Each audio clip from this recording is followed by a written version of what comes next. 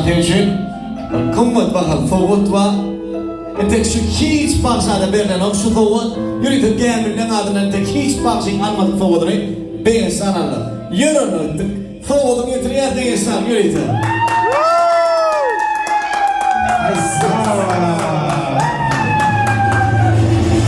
Jullie te. Ja, dan gaan we nog goed zien. Doe